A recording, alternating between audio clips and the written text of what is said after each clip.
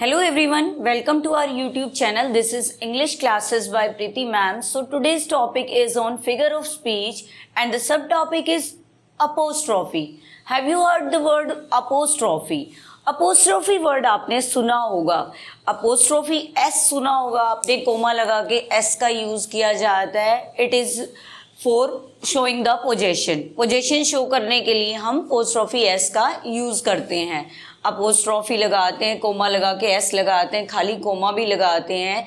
तो अपोस्ट्रोफी क्या है? किसी को एड्रेस करना. यहाँ पे हम जो पोएटिक डिवाइस आज करने वाले हैं उसमें अपोस्ट्रोफी जो हमारी पोएटिक डिवाइस है उसमें क्या होता है, हम किसी को एड्रेस करते हैं. जो सिंगल एक पर्सन होता है वो क्या करता है, किसी को एड्रेस करता है, और एड्रेस भी ऐसे इंसान को करता है या नॉन लिविंग थिंग को करता है या किसी आइडिया को करता है, और या फिर कोई डेड पर्सन है उसको एड्रेस करता है. तो अपोस्ट्रोफी उसी को, उसी पोएटिक डिवाइस को बोलते हैं हम.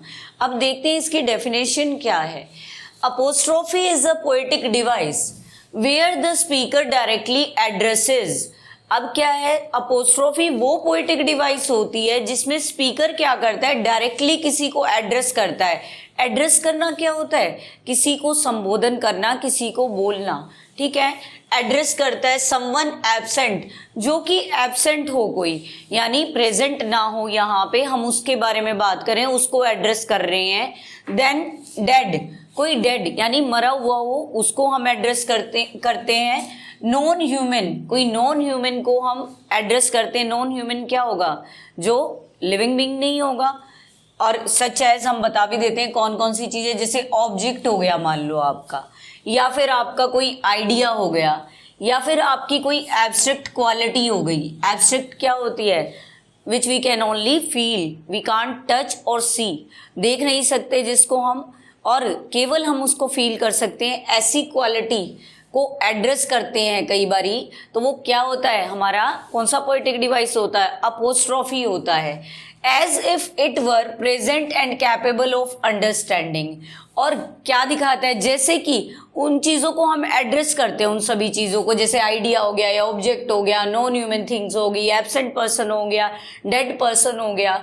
और वो कैसे दिखाई देता है, जैसे कि वो प्रेजेंट हो. हम ऐसे बात करते हैं उसके बारे में कि वो प्रेजेंट हो एंड कैपेबल ऑफ अंडरस्टैंडिंग, और हमारी बात को समझ रहा हो. ठीक है, छोटे से उसमें बोलती हूँ मैं आपको, क्या इसका मतलब रहेगा. मान लो हम किसी को एड्रेस कर रहे हैं जो हमारे सामने प्रेजेंट नहीं हो, एब्सेंट हो, या कोई किसी की डेथ हो रखी है, हम उसको भी एड्रेस कर सकते हैं. लेकिन ऐसा फील होता है हमें कि वो हमारे सामने ही प्रेजेंट है और कैपेबल है, जो हम बोल रहे हैं वो उसको सुन पा रहा है या अंडरस्टैंडिंग कर पा रहा है. ये हमारा पोएटिक डिवाइस हो गया अपोस्ट्रोफी.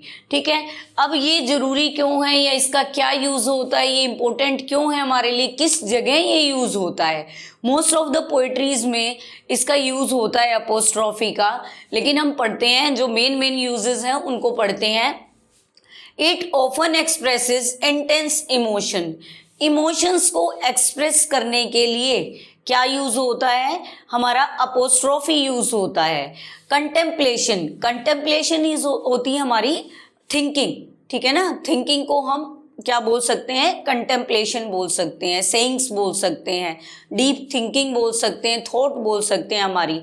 तो उसके लिए भी हमारा अपोस्ट्रोफी यूज होता है. Next use is, it is frequently found in dramatic monologues and lyrical poetry. अब ध्यान से सुनना है आपको, जो ड्रामेटिक मोनोलॉग होता है, ड्रामेटिक जो ड्रामा में मोनोलॉग होता है. अब मोनोलॉग समझते हैं क्या होता है. मोनो मीन्स क्या होता है, सिंगल. आपने पढ़ा होगा मोनो, मोनो मीन्स होता है सिंगल.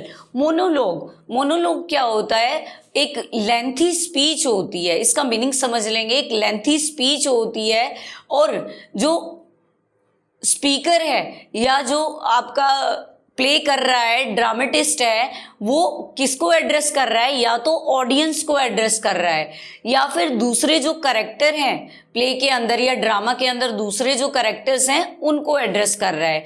मोनोलॉग क्या होता है, एक लेंथी स्पीच होती है, उसमें एक सिंगल पर्सन क्या है, एक मेन पर्सन किसी को एड्रेस करता है, ऑडियंस को या फिर दूसरे कैरेक्टर को.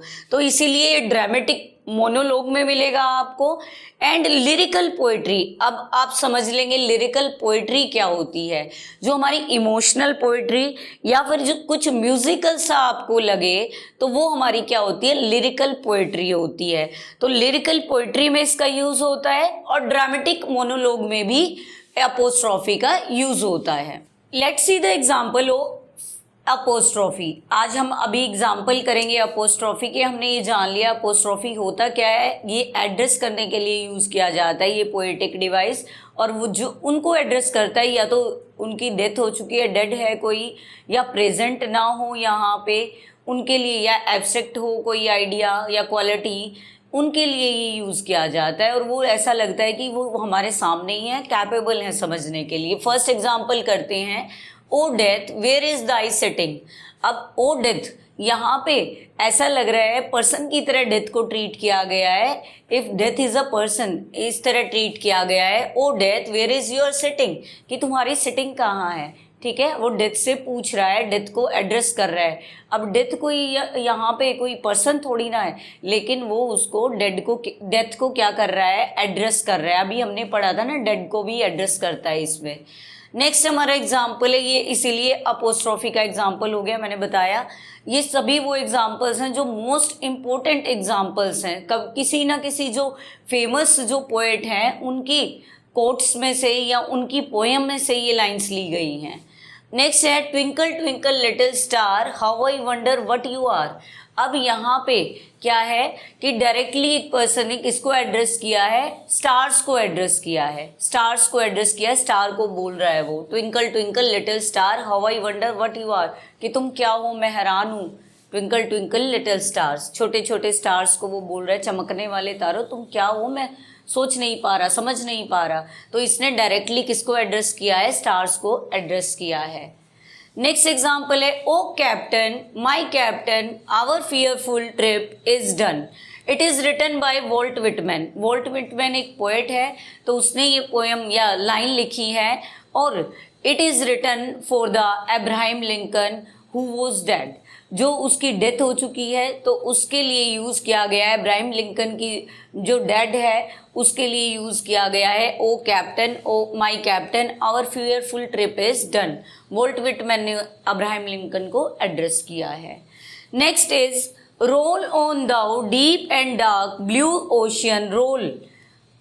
It is written by Lord Byron. ये लाइन किसने लिखी हुई है, लॉर्ड बायरन ने लिखी है, फेमस है ये भी काफ़ी। अब क्या है, रोल ऑन होता है ऐसे चलते जाओ, ठीक है ना। और दो deep and dark blue ocean, और तुम गहरे और डीप, गहरे हो गया, और डार्क ब्लू ओशन यानी गहराई वाले। डार्क क्या हो जाता है, अंधेरा होता है डार्क, तो डार्कनेस या फिर आप बोल सकते हो इंटेंसिटी ज़्यादा हो जिसमें बहुत ज़्यादा गहरा।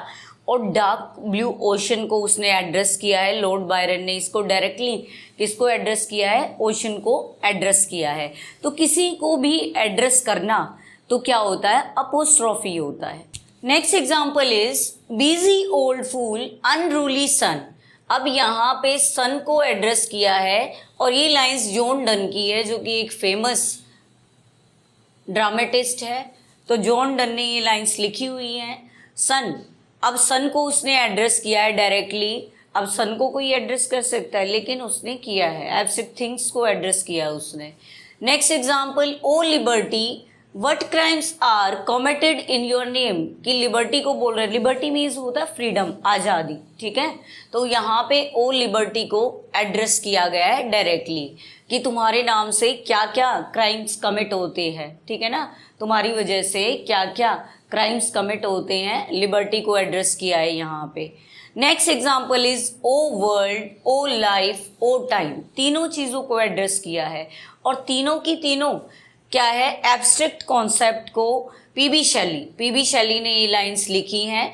और ये जो एब्स्ट्रैक्ट कॉन्सेप्ट है, ये एब्स्ट्रैक्ट कॉन्सेप्ट है, और जैसे वर्ल्ड हो गया, लाइफ हो गया, टाइम हो गया, इनको इन्वोक किया गया है, इनको क्या किया गया है, इन्वोक किया गया है।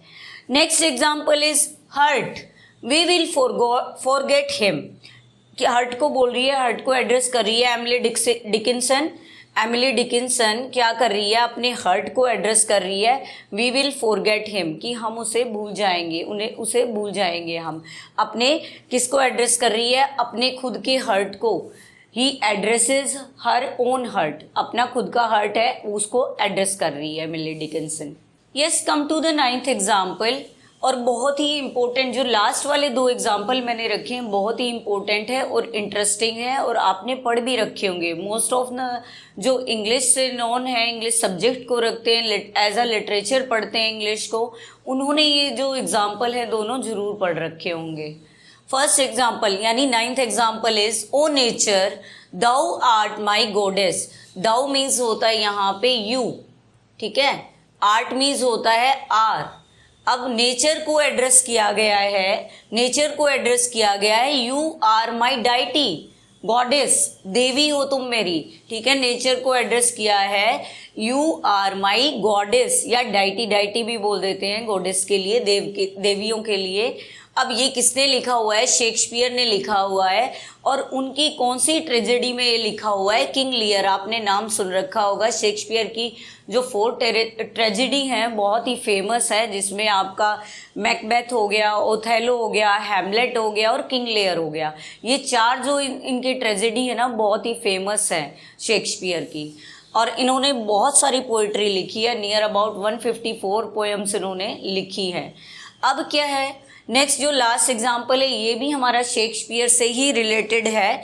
अब देख लेना, इसको भी आपने 10th क्लास में जूलियस सीजर नाम का जो एक ड्रामा पढ़ा होगा, और बहुत सारी छोटी क्लासेस में भी, जूनियर क्लासेस में भी आता है जूलियस सीजर। अब वहीं से ये लाइन ली गई है, ओ माइटी सीजर। अब यहाँ पे सीजर को एड्रेस किया है, ठीक है, सीजर को एड्रेस किया है, दोस्त यू लाई सो लो, कि तुम इतने नीचे क्यों गिर गए, इतने झुक क्यों गए, इतने क्यों गिर गए। शेक्सपियर ने ये लिखा है, जूलियस सीजर से ये लाइंस हैं, यानी उसकी डेथ हो चुकी है, वो फर्श के ऊपर लेटा हुआ है, तो सीजर को यहाँ पे एड्रेस किया गया है कि तुम क्यों डेड हो गए या क्यों मर गए, ठीक है। यहाँ पे किसको एड्रेस किया गया है, ओ माइटी सीजर। माइटी मीन्स होता है ताकतवर, ठीक है। तो यहाँ पे जूलियस सीजर से ये लाइन ले रखी है, तो इसमें क्या है, अपोस्ट्रोफी है। मैं आपको ये बताना चाहती हूँ कि इसमें क्या है, अपोस्ट्रोफी है। अपोस्ट्रोफी में क्या होता है, जब हम किसी को क्या करते हैं, एड्रेस करते हैं, या तो उसकी डेथ हो चुकी होती है, या प्रेजेंट नहीं होता, या एब्स्ट्रैक्ट होता है, या आइडियाज होता है, नॉन ह्यूमन होता है, ठीक है। तो आज हमने अपोस्ट्रोफी पढ़ा, इंपॉर्टेंट क्यों था, यूज़ क्या था, एग्जाम्पल्स क्या थे इंपॉर्टेंट, सब हमने पढ़ा। अगर आपको फिगर ऑफ स्पीच की जो प्लेलिस्ट है यहाँ दिखाई देगी, आपको डिटेल में पढ़नी है तो आप यहाँ से फिगर ऑफ स्पीच की प्लेलिस्ट को देख सकते हैं, और सभी की सभी जो फिगर ऑफ स्पीच है नियर अबाउट हम 11th क्लास पे है हमारी सीरीज़ में, और सभी की सभी 10 या 11 क्लासेस को आप डिटेल में पढ़ सकते हैं। अगर आपको हमारी वीडियोस पसंद आ रही हैं तो आप हमारी वीडियो को क्या कर सकते हैं, लाइक और शेयर कर सकते हैं, हमारे चैनल को सब्सक्राइब कर सकते हैं। Thank you student for watching and listening our videos.